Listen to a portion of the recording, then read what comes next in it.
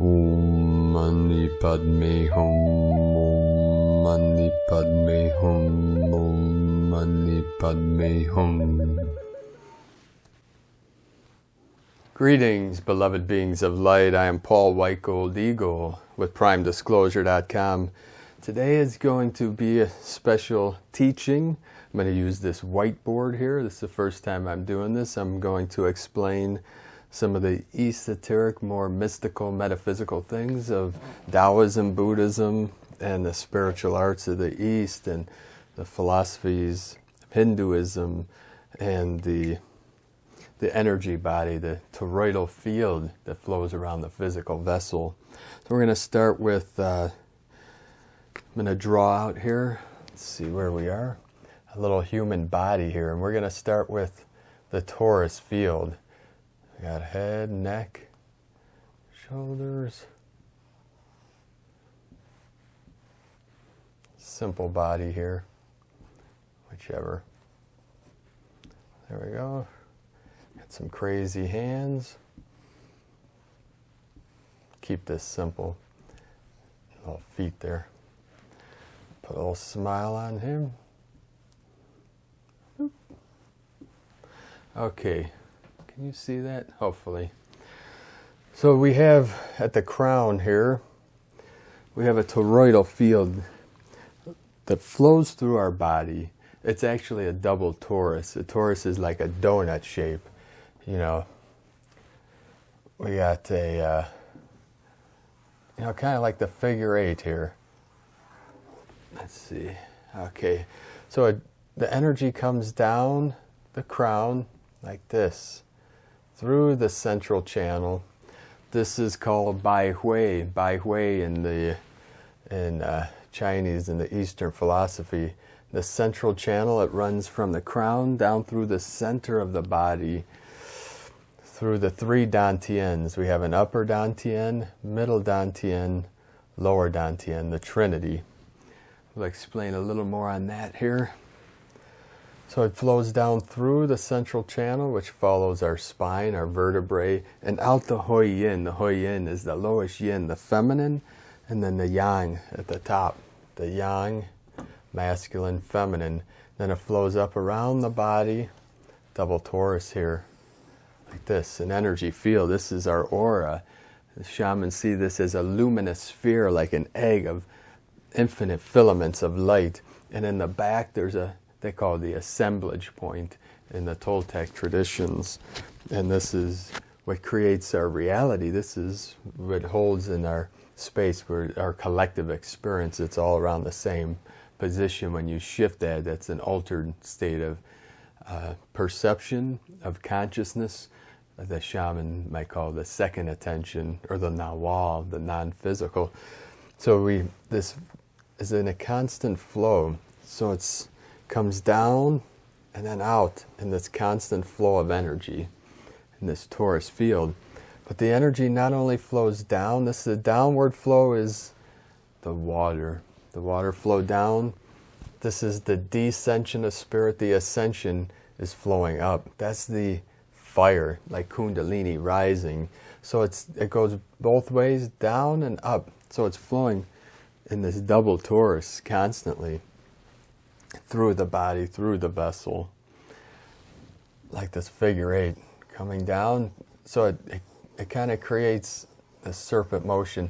That's also the sine wave. You have this pulse of the universe we call the one law, like that. It's the heartbeat. So the yin flow this way, then the yang flow this way. See, it's figure 8. So ultimately, we have this energy that's constantly flowing through us from the heavens to the earth and then back up to the heavens. It's the compression and expansion. Dr. Walter Russell would say, everything expands as a sphere and contracts as a square.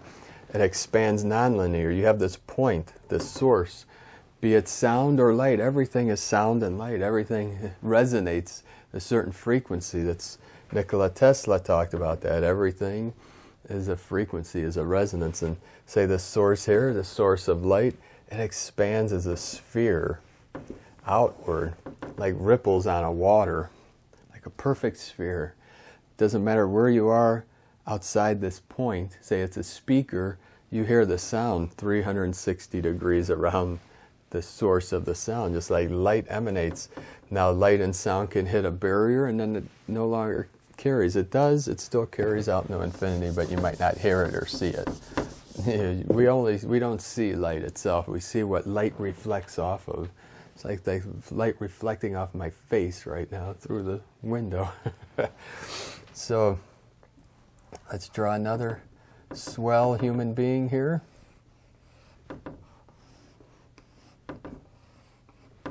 I am an artist, brothers and sisters, but we're going to make this quick. I'm not here to show any impressive art abilities. Keep this simple so that we have the 3 Dantians.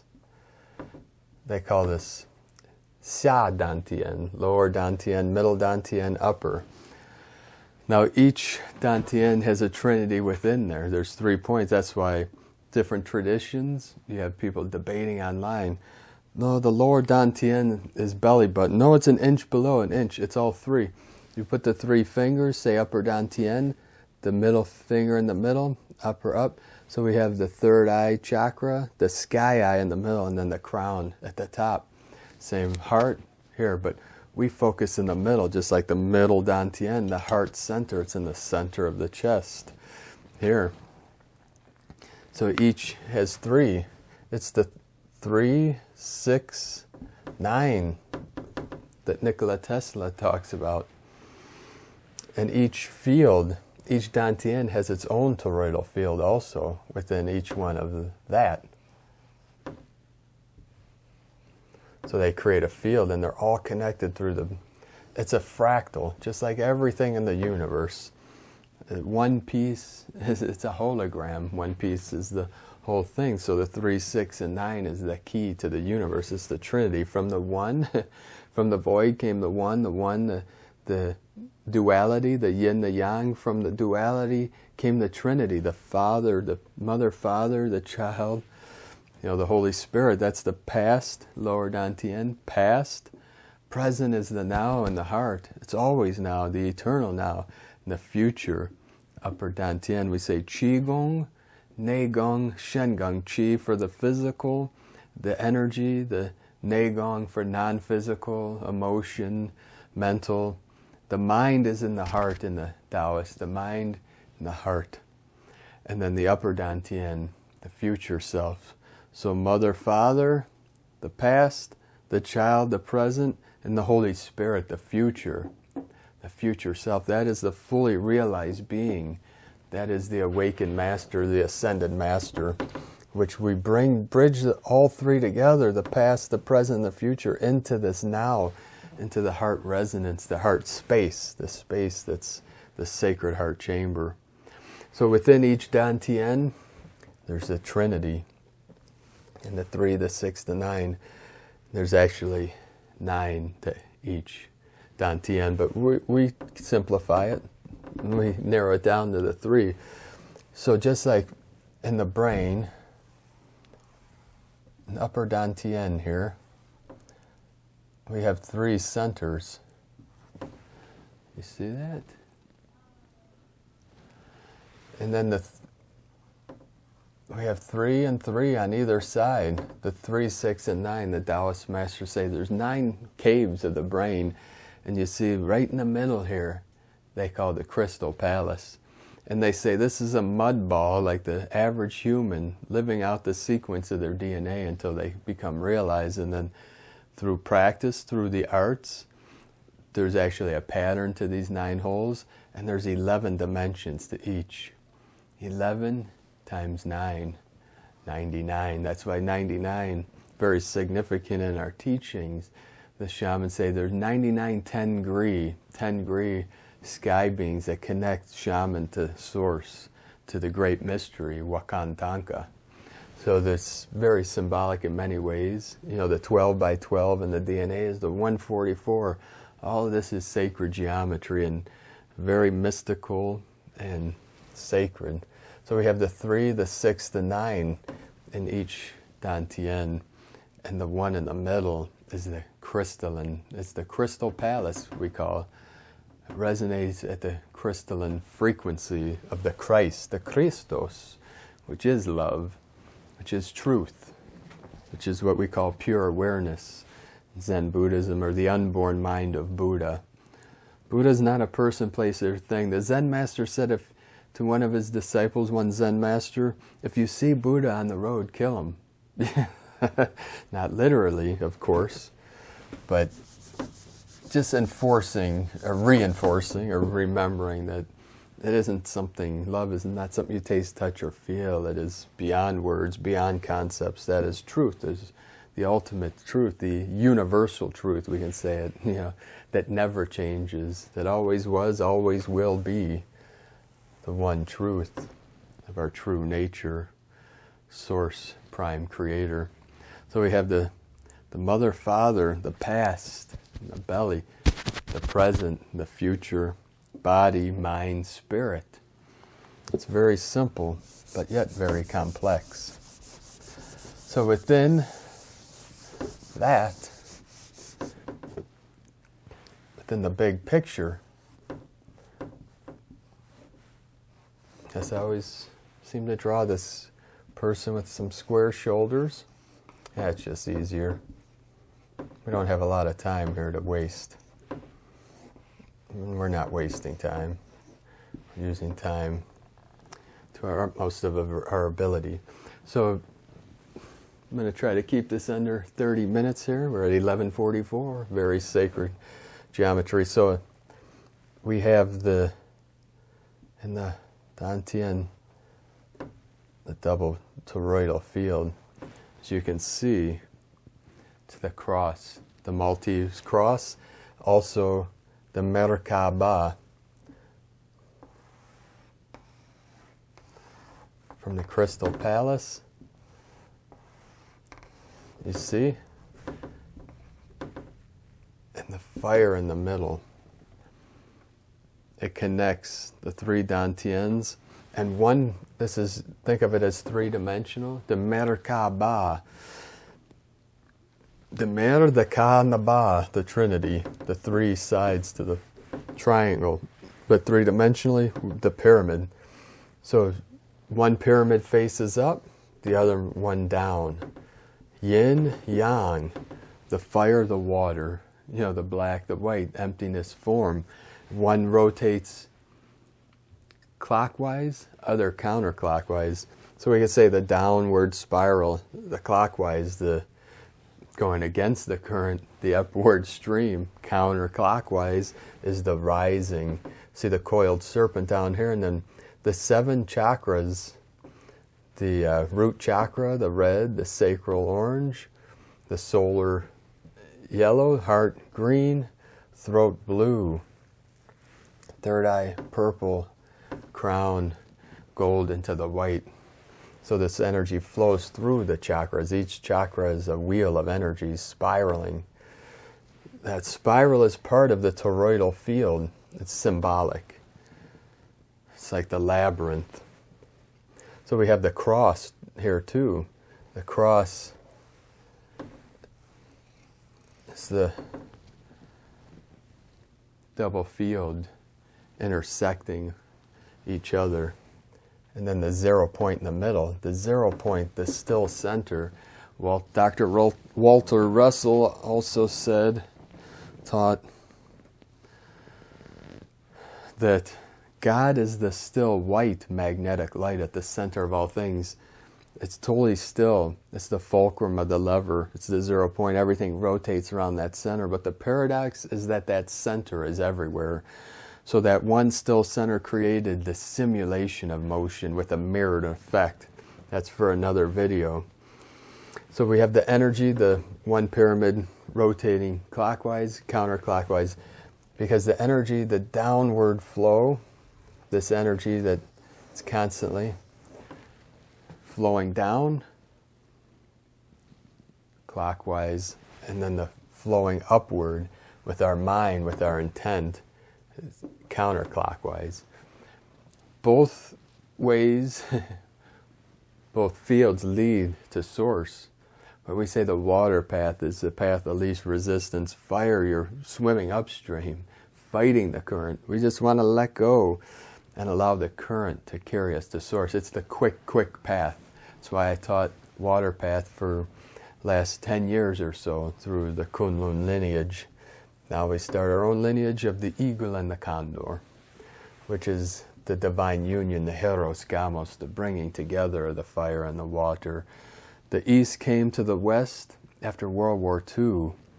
They saw, the masters of the East saw the potential of the West, all the suffering and pain. They knew that the flowering of human consciousness was going to come out of the West. That's why they all came to America. These are some of the masters I train with from Japan and China and India and all areas of the East. They came with the Zen Buddhism and the Hinduism, Kriya Yoga through Paramahansa Yogananda, and Krishnamurti through the Theosophical Society. Then he separated himself from them and taught for many years the gnosis of the East merging with the West. And Barry Long, one of Eckhart Tolle's teachers, taught the way in Zen.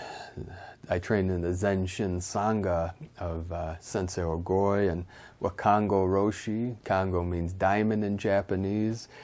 And with Eido Roshi and Daido Roshi of Zen Mountain Monastery out of the Catskills of New York. And then I trained with the Gold Dragon lineage of the Mao Shan and the Kunlun. He created his own lineage, Kunlun. And now we have our own lineage of the eagle and the condor, which it's a merging of traditions and gnosis and philosophies and spiritual arts and healing arts.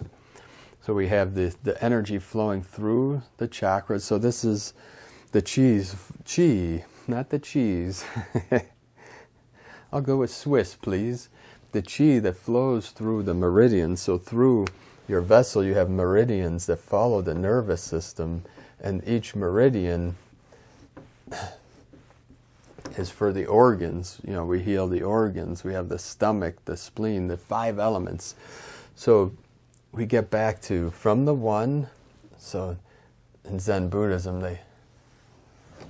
that's everything right there. That's all you need to know. The one, the void, the stillness, came the sound. In the Hindu tradition, in Mahayana, Om. Om was the original resonance. In the beginning was the word, the frequency, the resonance. And then from the sound came the light. The light, it raised to a certain resonance to the sound, became a light frequency, and then the light became the dark, the duality. It manifests together. People say, what came first, the chicken or the egg?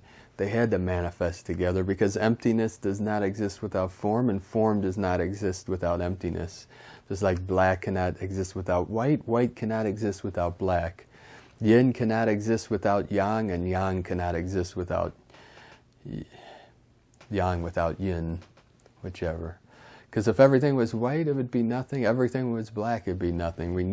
You only see me because there's emptiness around me. You only see the emptiness because my form is here. Alan Watts was very good at teaching that philosophy. So we have the one and the many and the many and the one. From that one, the duality, we create the yin-yang, the tai chi. One side black, other white, or red and blue. So what they say, take the red pill or the blue pill. Red fire, blue water. Then within the black. It's a simplified version. And you see the S, the sine wave. Living in sin meant the sign. And then we have sign language, the signs, the symbolism, the language, the words, the resonance, the frequency, which create our perception, which create our cultures. Terence McKenna would teach that all culture is a fossilization of language. It's language over time that became fossilized, which became our belief systems, our religions, our politics, our philosophies, and then they took over our internal map of reality, and then we created ideologies and religions to control and manipulate consciousness to the will of man, instead of allowing the free flow form of nature to take its course. You know, nature is the Tao. The Tao is the way, either Tao or Dao in Chinese. Two different ways to spell most words in the Mandarin. Before the British went in there and then after. Putung Hua and Wade Gillis. Wade Gillis after Putung Hua, because they had trouble pronouncing, because it's a strange way. The T is like a D sound, and many other X's like HS. Xia, xia, like xie xie. Xie xie means hello in Chinese. So this field creates, we have the Merkaba, which is our light ship, our light vessel, which creates the toroidal field. It's the star tetrahedron. The tetrahedron is the triangle, is the pyramid. Pyramid is fire in the middle, because just the natural structure of a pyramid creates a vortex. They saw that vortex, the ancients, as fire, because fire rises, you know, it rises up from the earth. Water flows down. So the feminine is the downward flow, masculine upward, the kundalini. So it sits coiled up here for most people's lives in the root, and then through practice, spiritual practice, through awareness and visualization, meditation, it rises up through the chakras and opens up the crown, and then the halo, the crown.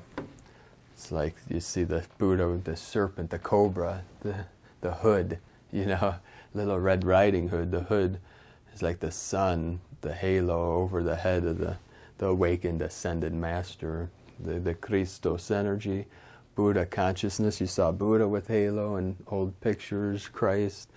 And we say Jesus Christos, which got converted to Jesus about 400 years ago.